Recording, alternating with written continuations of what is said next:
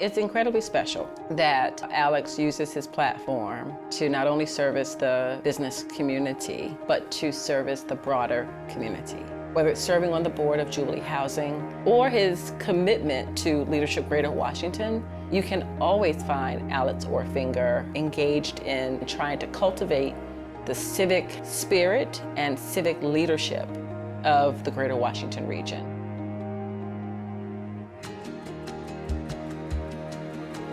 Alex was dynamite when I met him. I still remember him talking about the difference he wanted to make with a new platform he had as the publisher of the Washington Business Journal to this community. And I've seen over the years how he's followed it up with action. So Jubilee Housing turned 50 years old last year. We provide deeply affordable housing to over 1,000 residents.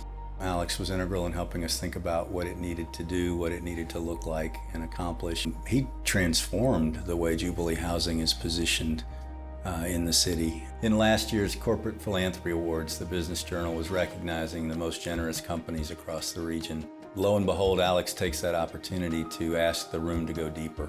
And he tells the room about a program that Jubilee has called Jubilee to College. And person after person comes up to the stage and makes a pledge. And at the end of the luncheon, another $250,000 had been raised. I think the impact that Alex has had, certainly for Jubilee, has been to engage the business community in many ways to understand the importance of that organization. He showed up. Alex showed up, not just to pro forma chairing the meeting, but really being engaged, understanding, meeting with Jim Knight on a regular basis in between board meetings. I mean, he was present and knew details.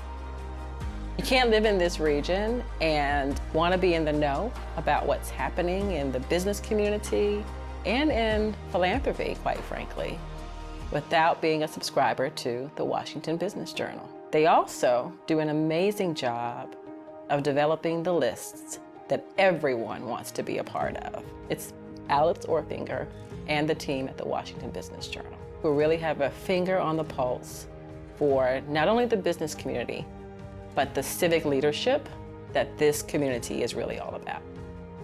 Alex really sees the Business Journal as a way to connect people on how to solve some of the biggest problems of this community, including the gaps that we still see in racial equity.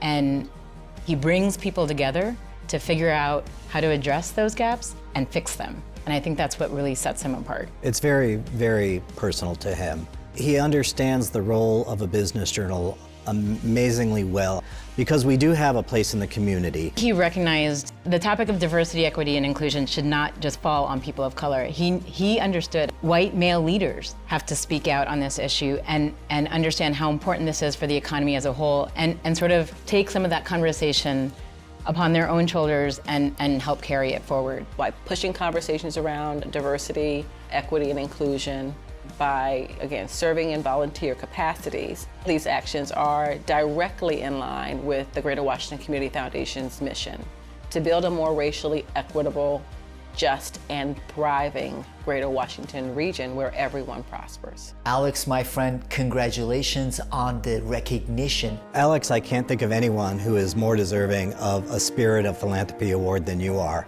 Congratulations for receiving this 2024 Spirit of Philanthropy Award. I thank you so much for everything that you've done for me, for the Business Journal, and for the DC area. You have had a significant impact on so many people, including me, and I appreciate the example that you've set through your leadership in this community.